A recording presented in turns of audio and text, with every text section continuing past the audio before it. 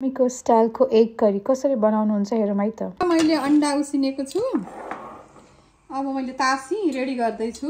म अन्डा करी बनाउन लागेको छु अनि मलाई लास्टमा देखाउँछु। कराई बसाली तेल हाली। अब म अन्डा फ्राई गर्छु। अन्डा करी बनाउन लागे अन्डा करी बनाउँछु म। पेस्ट बनाउँछु आलु र टमाटर प्याज हालेर अन्डा करी बनाउन लागे मैले।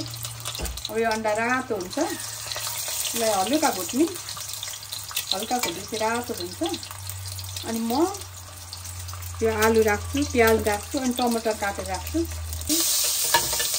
म त्यही तेल युज गर्छु। अब यसलाई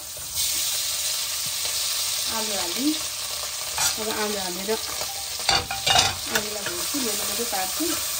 त्यसपछि म चाहिँ अलि ढिलो हाल्छु मसला चाहिँ।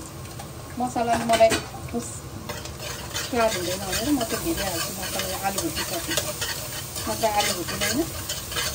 टमाटरको म चाहिँ यहाँ थोरै पेस्ट हाल्छु। मैले धेरै पिनेको छु अचारको लागि पनि।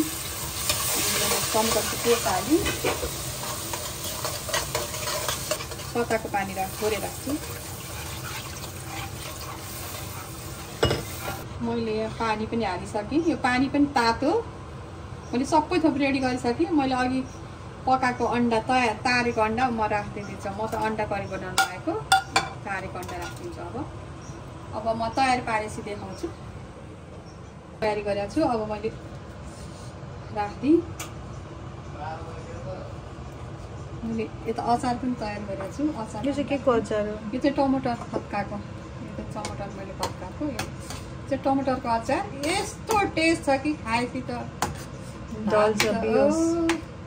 अनि यो मैले हल्का चलाइदिएँ। अब यो अन्डा करीलाई